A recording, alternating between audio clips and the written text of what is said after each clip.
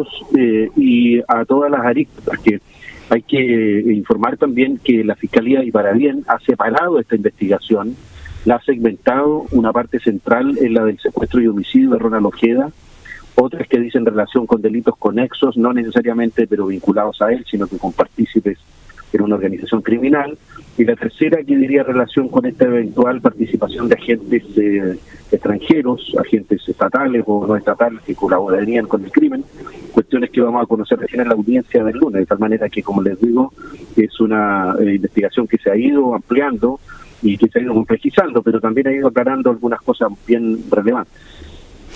Usted siempre ha sostenido que fue un crimen por encargo, cosa que ahora sostiene el fiscal Barro, además también han apoyado la tesis las autoridades de gobierno, pero ¿pensó que podía llegar tan alto en el gobierno venezolano como este testigo que dice que habría estado Diosdado Cabello detrás de todo esto? Bueno, ciertamente es un testimonio muy potente. Nosotros todavía no tenemos acceso a él, obviamente hacemos fe de lo que ha dicho el señor fiscal nacional, el fiscal jefe de ECO, que han hecho un trabajo muy profundo y coordinado. Hay que remarcar que también con un enorme empeño de la viuda y su entorno, nosotros fuimos los primeros que solicitamos también la intervención de organismos extranjeros como el FBI para reconocer evidencia en este tipo de investigaciones transnacionales y con cooperación jurídica mutua, que ha ido dando resultados. Entonces, de ser eso efectivo, más hoy día sabemos que habría otros 2 testimonios en ese sentido, evidentemente le va a dar un giro a un caso que ya es un hito en lo que es el combate contra el crimen organizado, y con este tipo de planificaciones tan complejas y caras, digamos, efectivas en distintas zonas, que eventualmente pudiera, si es que esto se confirma, como dijo la señora ministra del Interior, tener efectos internacionales de relaciones entre Estados, la cooperación a través de la CIDH, el trabajo del panel de expertos contra la tortura de OEA, y por cierto va a solidificar el trabajo que está haciendo Karim Khan en la Fiscalía de la Corte Penal Internacional, que tal como ocurrió en Gaza de Israel, probablemente puede avanzar a pedir órdenes de captura internacional. Abogado Manrique, desde el punto de vista de la acreditación de los hechos y luego la comprobación de ello, y como abogado penalista con tanta experiencia que tiene usted, los testimonios o las confesiones que pueda entregar alguien, los dichos de alguien que está involucrado en una causa judicial involucrando a otro, ¿qué tanto peso puede tener un testimonio por sí solo? Porque hay que, como en todas las cosas, luego hay que confirmarla. Y yo creo que si esta tesis es así como está presentado, bueno, difícilmente hay algún registro de pago por el crimen en encargo que haya hecho eventualmente el gobierno de Venezuela o el mismo Diosdado Cabello. Entonces, lo más seguro es que salgan a negarlo todo y quede la palabra de uno contra lo otro. Entonces, ¿qué es desde el punto de vista judicial? ¿Cómo opera allí para establecerse una verosimilitud de un testimonio? Mire, ese llamado a la prudencia que hace usted, Ramón, con Angélica, que es, digamos, capital en esto, es muy, muy importante para todos. ¿Por qué? Porque efectivamente en el derecho comparado y en el nivel nacional y en lo que es la práctica de tribunales, lo que se llaman las declaraciones recíprocamente incriminatorias entre coimputados para liberar responsabilidad, descargarse o trasladarla a otros es lamentablemente muy común, tanto en el día a día de la práctica de los que hechos comparados se llaman street crimes, o sea, los crímenes de calle, digamos, los normales, como los tipos más complejos de criminalidad como en esta. Entonces hay técnicas para poder validar un testimonio, confirmarlo, descartarlo, y hay indicios que permiten hacer lo que los jueces llaman preferencia probatoria para tenerle más a unos que a otros. Hay estándares internacionales también de credibilidad. Pero ustedes bien apuntan a que para eso son estas investigaciones, para ir avanzando, profundizando, confirmando aquello que es firmable, descartando aquello que no puede ser sustentado por otros lados, pero en un estado de avance dentro de un año, que si bien ha sido relevante, pero que es primigenio para un delito digamos, tan complejo como este, en una primera aproximación a nivel incluso transnacional para este tipo de criminalidad, donde no se pidió recompensa, donde los móviles serían otros, evidentemente hay que ir avanzando en ir solidificando algunos de estos testimonios, descartar a aquellos que son interesados, ver hasta dónde aquellos pudieran tener verosimilitud, y si coinciden con otra evidencia, porque aquí se ha hecho un trabajo increíble de análisis de evidencia residual de otras investigaciones, incluso utilizando herramientas de inteligencia artificial para confirmar y descartar otra información y acercarla, pudieran aparecer otros indicios que confirmen esos dichos o parte de aquellos, y eso será tarea de la Fiscalía y lo dará a conocer en su minuto para no afectar la investigación. Pero ese llamado a reiterar la prudencia que ustedes hacen es central en este tipo de cuestiones, sobre todo cuando pueden llegar a comprometer, digamos, las relaciones internacionales de un Estado con otro, o de terceros Estados, o de la participación de organismos internacionales de cooperación y asistencia jurídica mutua. A propósito de otro Estado y de cooperación, ¿qué importancia le asigna desde la defensa de la familia como querellante, ¿no?, en el caso de este asesinato tan atroz, el hecho de que haya personas al parecer, hasta lo que uno sabe aquí, de calibre bastante importante dentro de la organización criminal, como son el propio llamado por sus seudónimos el Turco, o el Larry, o el Bobby, uno en Estados Unidos, otros dos detenidos en Colombia? Por lo tanto, el hecho de esa cooperación para que ellos puedan responder aquí ante la justicia chilena, ¿cómo lo ve usted en cuanto a la factibilidad, de acuerdo a los distintos problemas con la justicia que tienen? Porque creo que son distintos si han cometido un delito, por ejemplo, en donde están detenidos. Estoy hablando especialmente del Turco, si va a ser retenido por Estados Unidos para que cumpla los delitos allá, o se pueda traer para acá para que responda sobre su eventual responsabilidad en este crimen, que es súper importante además para poder saber su nivel de participación y los otros antecedentes. Entonces, tanto para él como para los que están detenidos en Colombia, abogado. Sí. Bueno, esto es por decirlo así, una situación bastante sofisticada en lo que es la superposición de sistemas jurídicos y a su vez de sistemas procesales. ¿Por qué? Porque el sistema americano, particularmente el de Estados Unidos, tiene un doble grado, uno estadual, ¿no es cierto?, que sería Texas, en la frontera con México, y la justicia federal. Siempre los temas de extradición son de interés federal, y aquellos, como hemos podido ver a contar del día lunes, ¿no es cierto?, que la nueva presidencia era asumida por el presidente Trump en Estados Unidos, ha declarado al Tren de Aragua una organización criminal contraria a los intereses federales norteamericanos. Evidentemente, en ese caso, la justicia federal puede optar.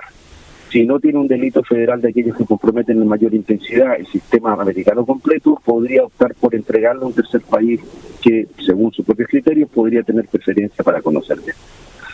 Usted podrá tener noticias, como todos hemos escuchado, que incluso Venezuela tendría interés en también requerir la extradición de sus nacionales suyos por crímenes previamente cometidos en Venezuela para juzgarnos en Venezuela, lo que generaría también un conflicto para poder decidir cuál de aquellos se queda.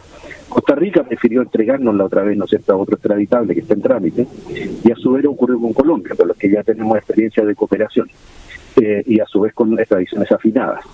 El sistema de common law es distinto al sistema, por decirlo así, románico, de civil law, de derecho de origen, digamos, hispánico, que aplicamos nosotros, pero es similar en algunas cuestiones centrales de los procesos de extradición, que en el fondo lo que tratan es de evitar la impunidad, y en el sistema penal internacional rige esta base de justicia universal, cuyo principal fin es evitar lagunas de impunidad, y esto es que eludir a un determinado lugar,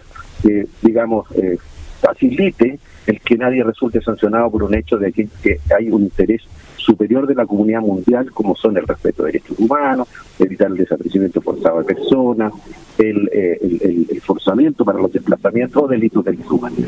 En ese contexto, evidentemente, puede que tome tiempo, esto es un tema delicado, pero nuestra Cancillería lo ha hecho bien, lo conoce bien, la Unidad de Cooperación Internacional y extradiciones de la Fiscalía ha demostrado tener una capacidad de gestión de muy buena calidad. Tienes allí un director experto en esa materia, de tal manera que puede que tome más tiempo, pero habrá que ajustarlo y armonizarlo con los plazos en Chile, ¿no?, que son de 2 años desde que se formalice una investigación. Probablemente las personas no cooperen, probablemente sí, todo va a depender de lo que quiera cada cual dentro de esta superposición de jurisdicciones, pero nosotros esperamos que dentro del plazo de 2 años que significa la ley chilena, eso esté resuelto. Estamos con el abogado Juan Carlos Manrique, representante de la familia de Ronald Ojeda. Abogado, ya, ahora que aparece, lo devuelvo al tema de Diosdado Cabello, el ministro del Interior venezolano que aparece mencionado en la investigación. ¿Ronald Ojeda tuvo contacto con él? ¿Lo conocía personalmente? No tengo noticia, Angélica, sobre ese punto específico. Puedo presumir de que probablemente siendo una persona muy relevante dentro de la estructura venezolana, Ojeda haya tenido noticia de quién era el señor Cabello y cuál es su función, ya sea en el ejército, ya sea en el gobierno, pero no tengo yo un antecedente directo de que hayan tenido una relación así cercana. Ya, y sí, porque aparece lo que hablaba hoy día el fiscal nacional, ya habló el fiscal, dijo que lo había dicho con permiso del fiscal Barro, es que uno de los testigos menciona a Diosdado Cabello y hay otros 2 que también mencionan que esto sería un encargo del gobierno venezolano. Si eso se pudiera demostrar en la investigación, que no es fácil, ¿qué puede hacer la familia? ¿Qué puede hacer el gobierno de Chile? Hoy día la ministra habló de ir a la Corte Internacional Penal. Entiendo que usted ya ha hecho acciones ante este organismo. ¿Qué se puede hacer o no hay nada que hacer? Mire, lo primero es que si eso fuera cierto, sería extremadamente grave, complejo y muy triste, diría yo, para el sistema de justicia y el Estado de Derecho chileno, porque va a significar 3 cuestiones inmediatas. La primera, que una persona sujeta al estatus de cuidado particular, como es el refugio conforme al derecho internacional, no obtuvo la seguridad y la tranquilidad que buscaba en un tercer país habiendo sido perseguido.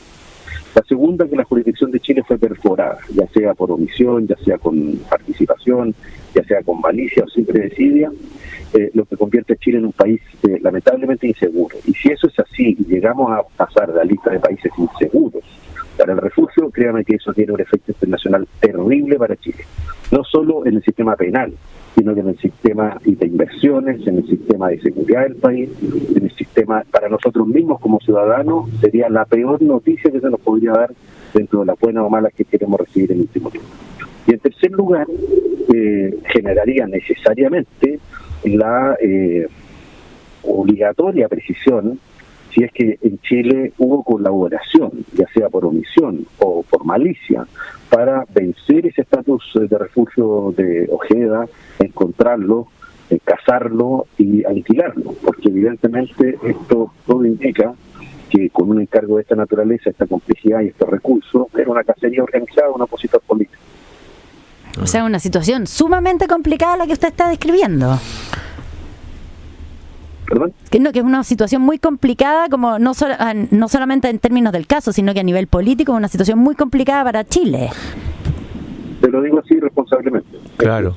Abogado Manrique, en todo caso, y guardando todas las proporciones del caso, pero ningún Estado pareciera, por muy celoso que fuera, poder garantizar en el tiempo 100% la seguridad de pronto de alguna persona que busca auxilio. Si vemos en la historia hacia atrás, en el caso chileno, aquellos opositores a la dictadura que estuvieron afuera sufrieron atentados por parte de los organismos secretos de seguridad nacional en territorio extranjero. El caso Prat, el caso Orlando Letelier, el caso Bernardo Leighton. Por lo tanto, en países como Italia, Argentina o el propio Estados Unidos, donde atentaron y mataron en ese lugar. Entonces, también quedaron en una posición desmedrada. Estoy diciendo, no estoy justificando, lo que estoy tratando de decir es que el largo brazo de estas operaciones, si son así, a veces logran perforar la seguridad de países tan seguros como Estados Unidos, por ejemplo. Estoy de acuerdo, Ramón, pero han pasado 50 años. Y esa experiencia en el sistema internacional, con lo sofisticados que son las agencias y organizaciones internacionales hoy día, que se dedican 24/7, 365 a analizar estos temas globales, como Interpol, como la Unión Europea, como todos los organismos que dependen de Naciones Unidas, evidentemente la protección ubérrima de los derechos humanos de las personas que sean, tengan la orientación política, sexual, racial, que sea, que han estado puestos en el centro del desarrollo de la cooperación entre los estados los últimos 50 años, debieron habernos enseñado algo. Entonces, evidentemente, yo creo que esto que le pasa a Ojeda hoy, que puede ser opositor a un determinado gobierno, no puede pasar a personas de otros signos, de otro lado, los mismos casos terribles que usted describe. Usted bien lo dice, no lo está justificando, pero sí son de aquellas situaciones de las cuales nosotros debimos haber aprendido, ¿no es cierto?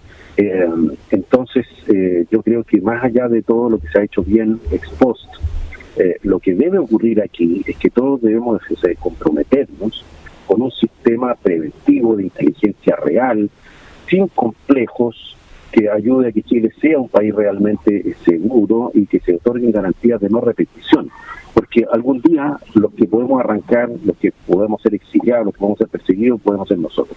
Claro. Y cuando uno quiere llegar a un lugar y encontrar una mano que lo ayude y estar seguro y encuentra una situación distinta que no depende de uno, bueno, yo creo que eso es complejo. Y hoy día lo que tenemos que aprender de este caso, más allá de lamentarnos por lo terrible que ha sido, es mejorar los tiempos, la cooperación, la coordinación, el sistema de inteligencia y evidentemente exigir que la comunidad internacional y la cooperación jurídica mutua no sea solo un bello mensaje, digamos, sino que hacerlo eficaz, porque además se mantiene con las colaboraciones funcionales, económicas y diplomáticas de los estados, o sea, no es gratis.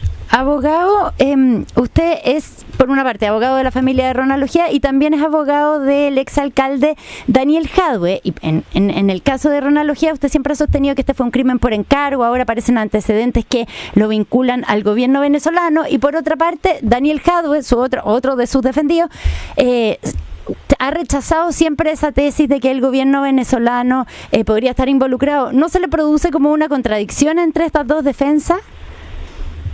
No, yo creo que son dos cosas distintas. Nadie ha imputado a Jadwe de estar involucrado en el crimen de Ojeda, ni nadie ha dicho que Ojeda estaba involucrado en los supuestos fraudes que se le atribuyen a Jadwe, por tanto no hay ninguna contradicción. Y en segundo lugar, el pensamiento político que tenga Jadwe no tiene mucho que ver con lo que yo dirija una defensa técnica en delitos eventualmente económicos dentro de Chile. Yo creo que son dos cuestiones distintas, y como en realidad aquellas no tienen una influencia directa en las estrategias procesales, yo no veo ninguna contradicción.